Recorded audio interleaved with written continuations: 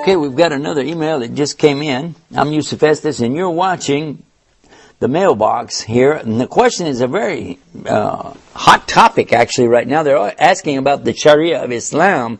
They said it's very scary. I'm afraid for Muslims to rule.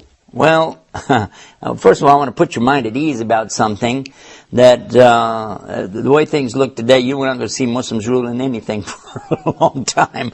But beside that, let us talk about what is the Sharia of Islam and give you a better understanding about it. The Sharia of Islam is implemented to protect you, not to hurt you, and not to imprison you at all. It is to give everybody their rights, because one of the key things in Islam is rights. Rights and limits. Often we talk about rights, but we don't consider the other side. What would be the limits of this?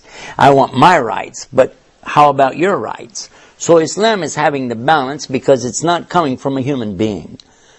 The Sharia of Islam is not based on decisions only of human beings. It is coming from Allah Himself, the Creator, the sustainer of the human beings.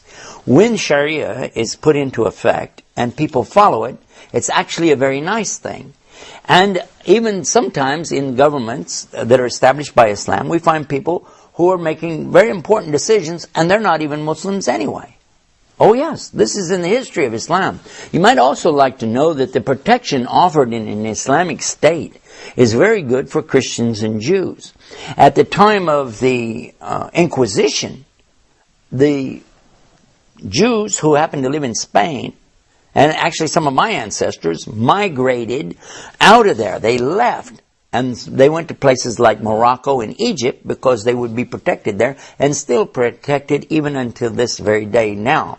The same is true in Syria and other places where we find Christians who have been there historically since before Islam came, and they're still being protected even now. So understand that Islam is not putting Sharia out there as a way to eliminate competition or put all religions out of business. But it is clear in Islam, from the Sharia point of view, that the only one to worship is the one God, Allah. And whoever does this and wants to follow the teachings of Islam, most welcome, and they're a full citizen taking full benefits and paying full due. The one who's not a Muslim, though, who lives in the Islamic state, has some very nice things. I've already mentioned the protection, but also they're not required to serve in the military, and that's right, because why should you be serving in the military, fighting for a cause that you perhaps don't believe in? So this is only scratching the surface of a very deep subject.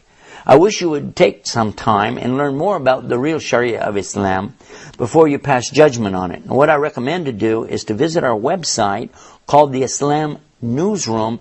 Type in the word Sharia, and you can spell it any way you like, and it'll probably come up in our website there. We've run out of time, just as always. Got a lot more here, but go to the website. You'll get to see the questions over there and the answers. And until next time, peace. Assalamu alaikum wa rahmatullah.